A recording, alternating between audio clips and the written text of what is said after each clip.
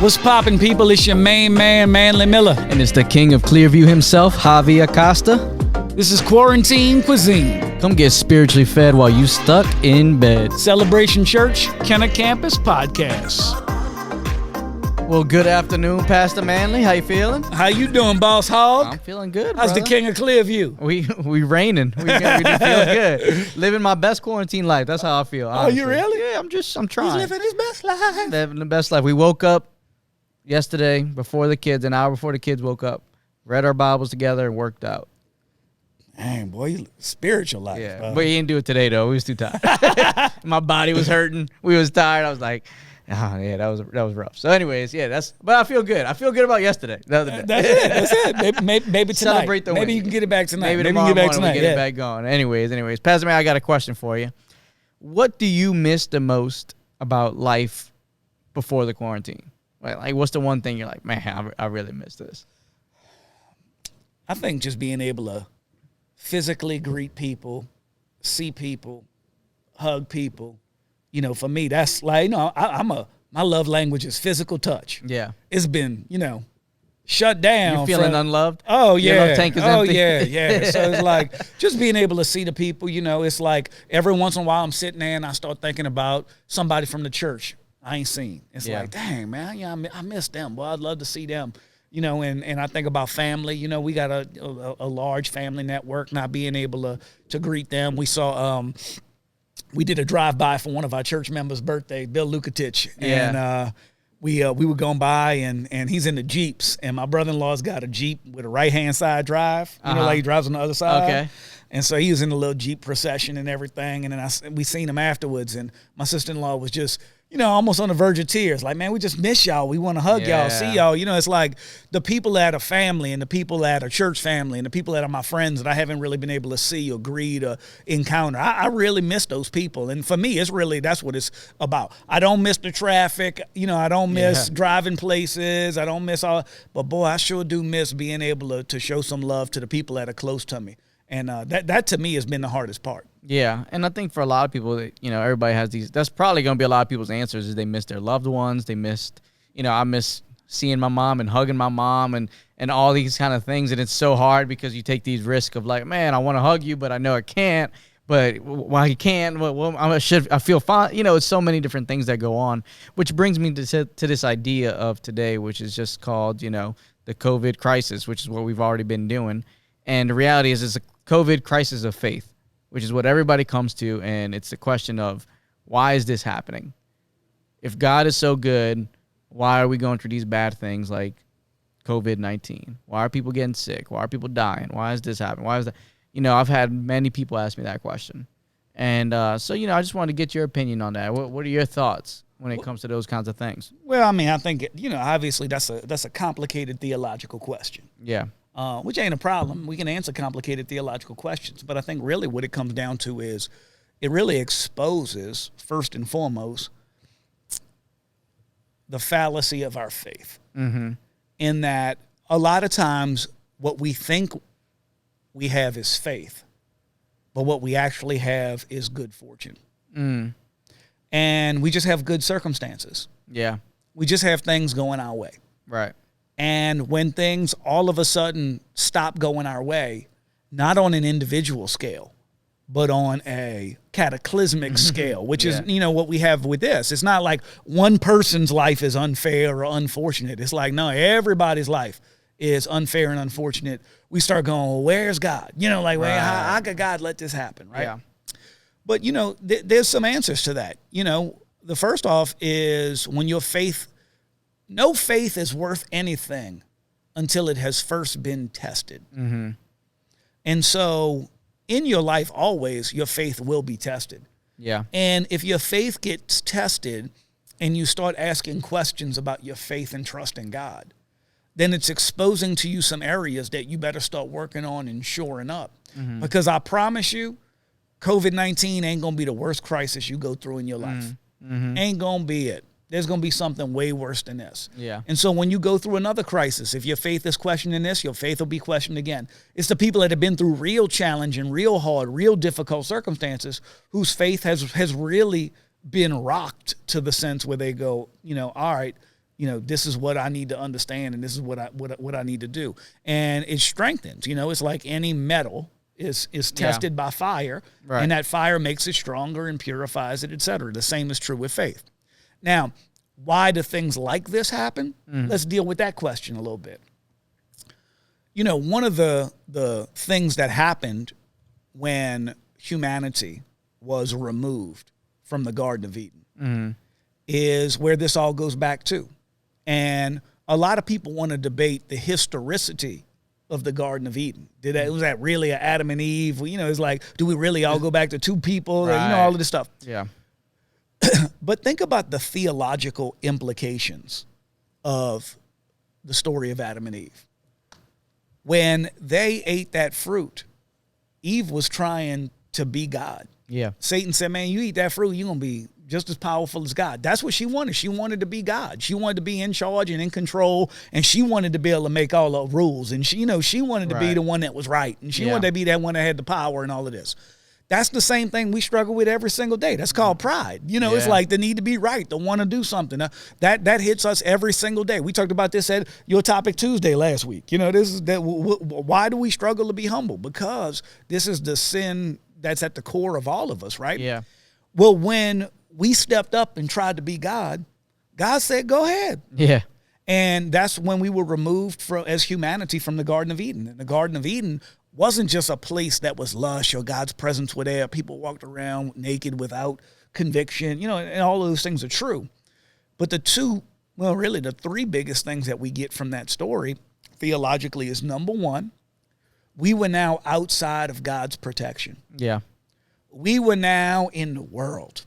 The Garden of Eden can't be found in this world. It's not like they were moved out of the garden and now the garden can still, we can't go by it. The Bible tells us that when they were removed, that cherubim were put in front to protect it and to keep humanity out. Right. We can't go find it. We don't know where it's at. It's not a place on earth. We were removed from the Garden of Eden and exposed to the world. And in this world is disease. That's one of the things. Yeah. So are, catastrophic weather, occurrences. So are, that's something. We're no longer in God's perfect protection.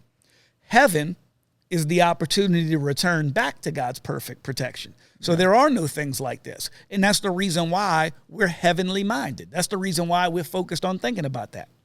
Secondly, not only were we now outside of God's protection, secondly, death entered the world. Right. Adam and Eve were never created or intended to die. That's why we ain't never ready for death. When it's somebody we love and care about, they could be 90-something years old. Yeah. When they die, we still wish we just had a little more time. Can I just touch you one more time? Can I greet him one more time? Because we were never built. Humanity was never built for death. That's why death has such a sting. Right. And which is why Jesus' resurrection is so important, is because he was proving that death doesn't have to be final. And death doesn't have to end in something worse beyond this. Death can actually be a restoration to heaven through resurrection, right? But death entered the world. And then the third thing is economic struggle. Yeah. Because work entered the world. Mm-hmm. And work is what we need in order to do trade and to barter and to have resources and all of the economics. So think about COVID-19, right? It's the interruption of God's protection. Now, you got to wear a mask. And gloves, and you ain't safe wherever you go. And Tom Hanks got it. Yeah. If Tom Hanks could get it, anybody. Forrest Gump got it. It's like, man, you outside of God's protection. Now, we certainly believe that as Christians, God supernaturally protects us and provides for us. Right. But just because you're a Christian don't mean you ain't gonna get COVID-19. Right. You outside of God's perfect protection. Yeah. Number two, we've seen the loss of life. Ventilators, hospitalization, ICU. Number 3, the economic impact. Man, my finances, my business, my job, all of these things all come back to humanity's decision to be prideful enough to think that we could be the God of our own lives. And if you think that that ain't still happening today, that's the reason why every person who's not a Christian ain't a Christian, because they're not willing to surrender control of their life to something that's beyond themselves, period, the end of story. Yeah, yeah. You know, I think it's funny that you kind of bring up that fact that we want to be in charge and in control, because I think about the people right now who are protesting the government can't tell me what to do. Yeah. Right. And it goes back to that. That comes from this pride of no one's going to tell me how to live. No one's going to tell me I can't go to work. No one's going to tell me I can't go get a haircut. And where does that come from? It comes from pride. Oh, absolutely.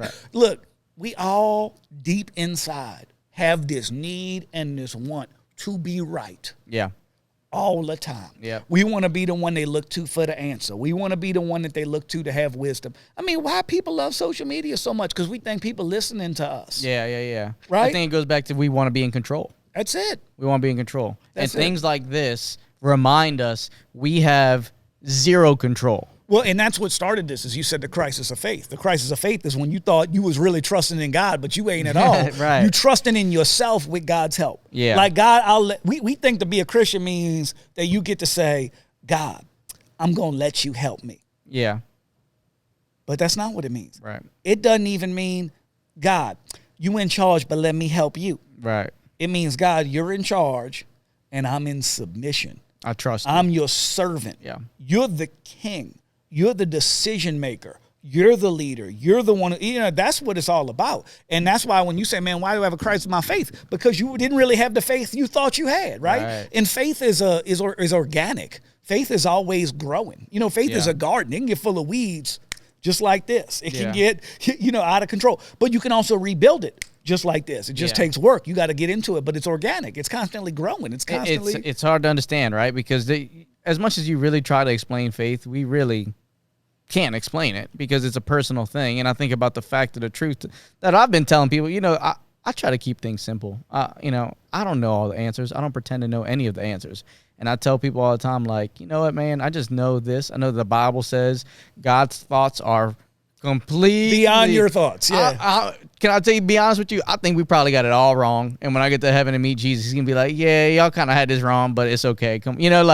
I just feel like we are finite, trying to understand an infinite God. Absolutely. And that's going to be impossible to do every single time. We can do our best. And that doesn't mean, well, I guess I'll just not try to understand God at all. That doesn't mean that. It just means the fact that, there's just some things that I can try to explain to you or pretend to know the answer to, but I just don't know. But I do know that God is good, even though sometimes circumstances aren't good. Even though we live in a world that's not good, even though we have many evil people who choose to, instead of living for God, choose to live for themselves, for their own pleasure, for their own sinful desires, I still know that God is good. And so I think it kind of comes back to a lot of that too. But let me ask you this. In the middle of all this then, where is God? Where's God at right now? What's he doing? Well, God's always on his throne. That's where God's at. God's ruling and reigning the world. He holds a universe between the in the palm of his hand, it says in Psalms, between his index, his pinky finger and his big thumb, he holds the world, the universe, everything, holds it together, right? God's making sure you got oxygen. He's making sure you alive. He's making sure that this earth is working. He's making sure it's spinning around. He's making sure the sun don't burn it up. He's making sure the earth's, gravitational pull with the moon doesn't suck us all. I mean, like you think for 1 second that this is over God's head. You think that he's out of control. He wasn't surprised by this. He's not panicked by this. There's no fear. There's no panic. There's no, it's like we always want to know, where's God? He's operating in his timing. That's what he's doing. Yeah. And what's he doing right now? I don't know. People have said, well, I saw this prophecy and God's judging the world. Maybe he is. Yeah. Maybe he's not. Right. Maybe this is tool of redemption. Yeah. Maybe it has nothing to do with it. The last thing I'm going to sit here and do is to pretend I know what in the world God's thinking. Yeah. I got an idea. Why don't you ask him? Right. That's what I would say. He's a big boy. He can handle the big questions. He's not worried about your faith being shaken. He knows everybody's faith gets shaken from time to time. Sometimes he's the one that shakes it because he wants us to know what it really is. So for me, this is not in any way, shape, or form for my personal faith in God. Yeah. Something that has shaken it at all. Yeah. I haven't one second thought, well, man, is God really good? Right. Where's God at? How's God let this happen? Look, God's got plans. Once you've been a Christian for a long time, you start to understand, man, you couldn't possibly, if God revealed his plans to you, your face would melt off. Yeah. You start to see things 30, 40 years down the road, and you're like, dang. So that's what God was setting up. Right. I mean, he's playing the long game in your individual life, but he's also playing the long game in the life of humanity. Yeah, absolutely. In generations. Things happening today are going to affect my kids' kids, and I don't even know it. I can't see it, but it's an easy part of his plan, right? Look, man, I had this revelation one day. Why Jesus didn't become a man after they invented toilet paper and air conditioning. Mm-hmm. Like, why would he choose to come at a time when there was no internet? Like, don't you think it would have been easier to share the message of Jesus across the internet? Yeah. Why he didn't come? Why he didn't come right now? He could start a podcast, right? He could, yeah, exactly. Jesus and the 12. Yeah, right. Do. Yeah. It's like, what? No. If I was God, I would have came when they had air conditioning in a car. Yeah. Instead of walking. Right. In the Middle East. Yeah. In Jerusalem. You know what I mean? It's like,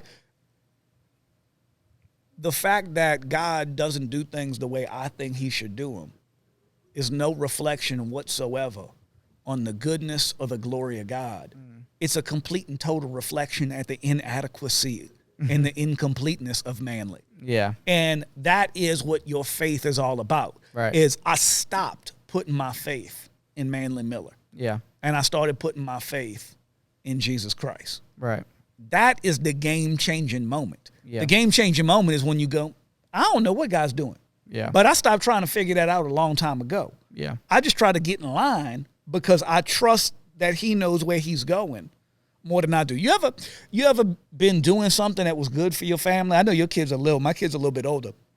You doing something good or you in the middle of something and you trying to do something for your kids, but they won't quit aggravating you, so they keep interrupting what you're trying to do. Right. And it's like you finally get frustrated, like, just do what I'm telling you. Like, just do what I'm telling you to do. Like, I know what I'm doing. Yeah. This is for your benefit. Right. Just stop asking questions and just listen to me.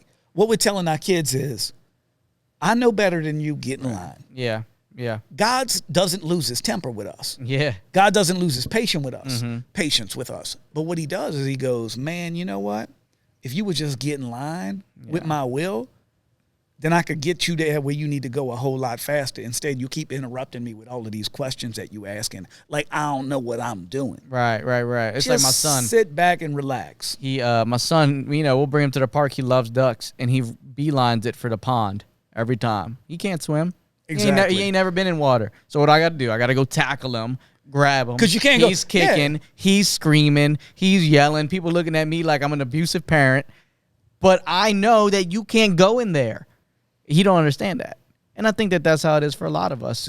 We can't understand why certain things happen, right? But, man, can we trust that God knows what he's doing? Yeah. And when we ask the question, it will be like somebody just going, well, if you would just explain to him, then he would understand. Right. It's like, no, but you dealing with somebody, they just want to go see the ducks. Like, he can't understand. Right.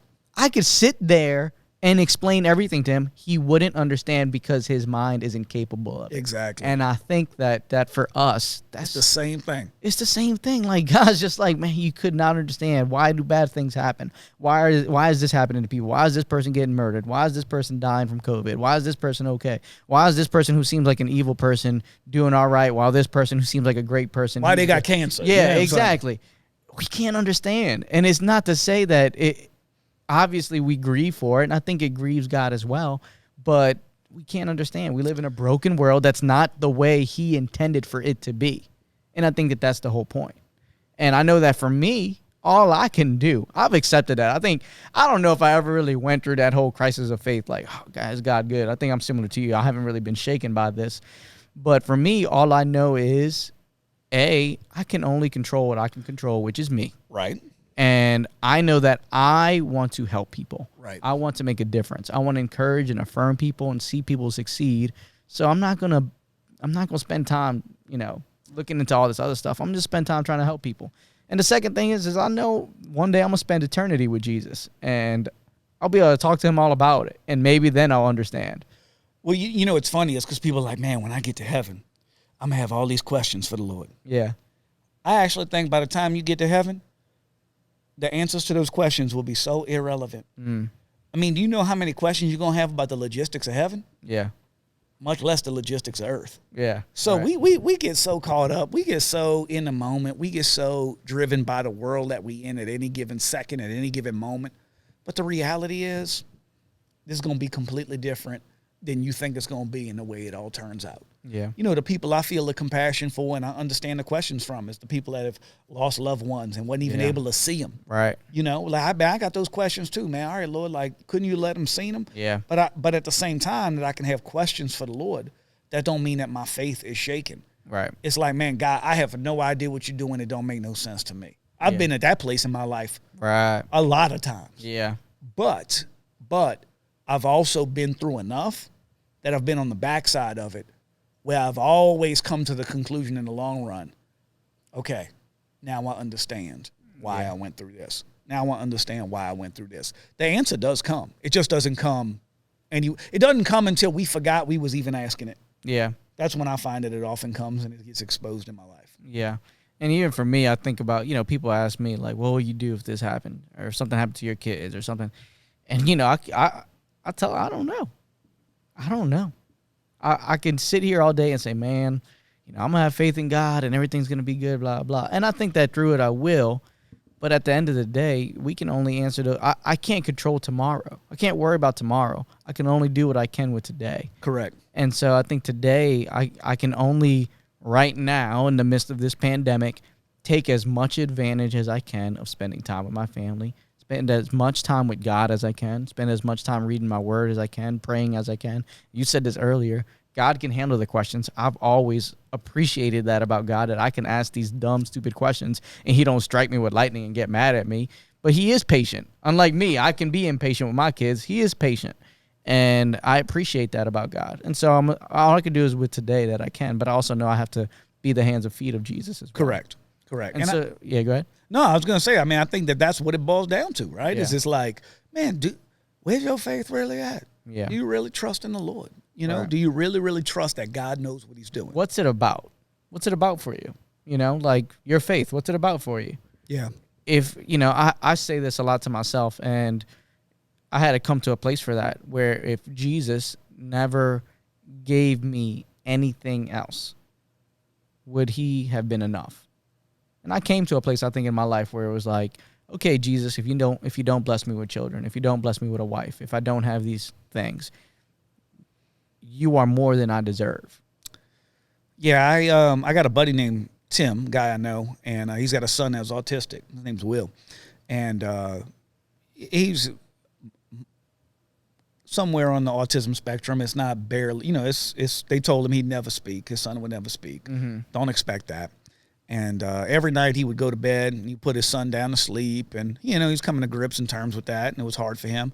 And he wrote this thing, and he just said, man, every night I put my son to sleep, and I just say, I love you, Will.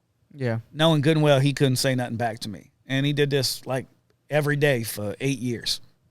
And he wasn't expecting anything in return. And one day he put his son down. His son never spoken a word in his life.